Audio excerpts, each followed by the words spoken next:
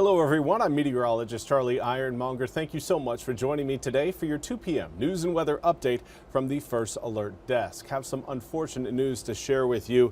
A former chancellor at ECU, Richard Eakin, died yesterday.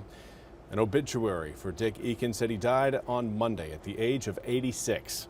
Eakin, who was from Newcastle, Pennsylvania, was chancellor at ECU from 1987 until 2001. After his retirement, Eakin accepted an appointment as Distinguished Professor in Educational Leadership. Now, the obituary reads, quote, "In retirement, there followed a number of part-time assignments at ECU, including acting chair of the Department of Mathematics, Science, and Learning Technology Education, acting dean of the Honors College, acting director of Lapis Library, and acting director of the Alumni Office," end quote. Now, Eakin is survived by his wife, Jo, his children, and several other family members. There will not be a memorial service in accordance with Eakin's wishes. Contributions in his memory may be directed to the Honors College at ECU.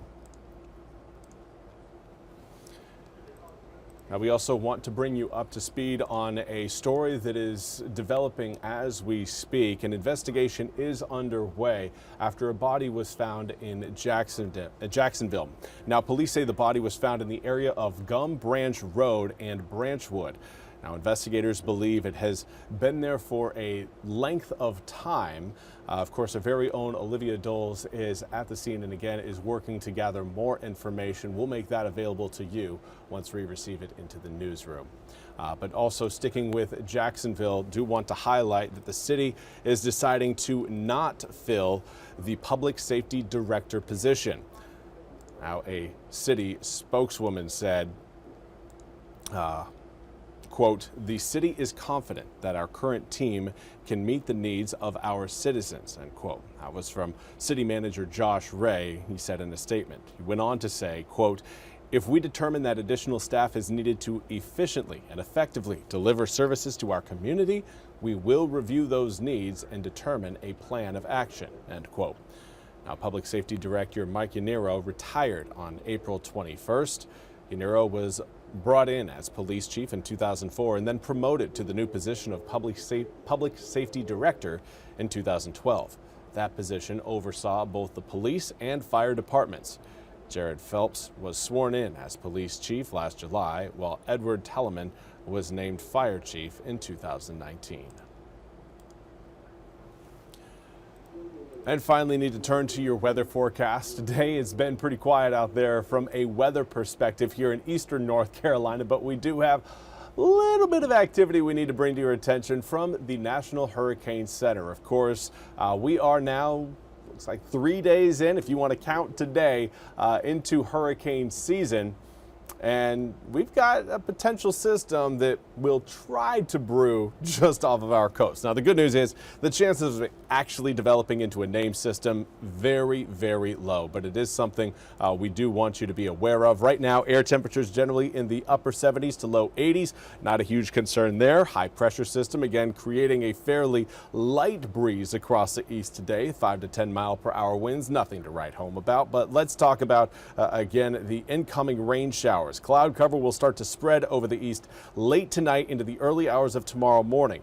But that cloud cover is going to continue to spread over the area as we head through really your Wednesday afternoon to Wednesday evening. From there, a few rain showers will start to show up to the party, bringing with it a chance of some heavier showers as we make our way into your Thursday around mid-morning and lasting through the afternoon. This is a part of a low pressure system that's being, again, tracked by the National Hurricane Center. You can see that low sitting right along the Atlantic coast of Florida. For us right now, we've got a high pressure system nearby. That's pushing the clouds and keeping the clouds out. But that high is going to get weaker as that low moves a little bit further northward, kind of giving us a little bit of a change in overall expectations with your forecast. Rain showers will start to roll in coming coming up on Thursday. You will wake up to gray skies and wet weather as you head out the door on Thursday, and that will likely last through at least the afternoon. We'll start to see again some of those rain showers pulling away from the coast as that low moves eastward as we head from Thursday into Friday. Now that cold front sitting further back towards the west, that will eventually impact us coming out late Saturday night into your Sunday morning. But for now, as far as the tropics are concerned, this is the big story we've got right now, and even then it's really not all that big. 10% chance of this thing becoming a named storm over the next 48 hours. We hold that 10% chance over the 7-day time period. First name up on the list for the Atlantic Hurricane 2025 season is Andrea. Probably going to have to wait a little bit longer because it doesn't look right now like Andrea's development is a sure thing. Let's talk about air temperatures. Going to be staying very consistent over the next several days. Yeah, we'll see a little bit of a dip in temps coming in on Thursday thanks to the cloud cover and rain showers brought in by that low we've been talking about. But overall, air temperatures really not going to adjust all that much. You see it on your screen again, that yellow color just staying consistent. When we turn to your 8-day forecast, we see that yeah, we're going to be staying in the 80s over the next 8 days. Anywhere between 80 to around 88 degrees is where we will fall. We'll see again late storms rolling in on Saturday. Saturday might be a good beach day, but do note that as we head into Friday and Saturday, rip current threats are likely going to be increasing, if not already high. Similar story on Thursday, that rip current threats are going to be something you really want to pay attention to Thursday, Friday, and Saturday. Now, as that low pulls away, rip currents will improve, but we'll still see some, again, lingering showers and storms coming up on Sunday. Saturday night is when that storm system is expected to roll in, and then we'll see some lingering storms there on Monday before right now we try to dry out for the following Tuesday and Wednesday. Well, that's all we have time for today's 2 p.m. news and weather update from the First Alert Desk. I want to thank you all so much for joining me. We'll be back with more news and weather coming up at the top of the hour. Until then, I hope you all have a fantastic Tuesday.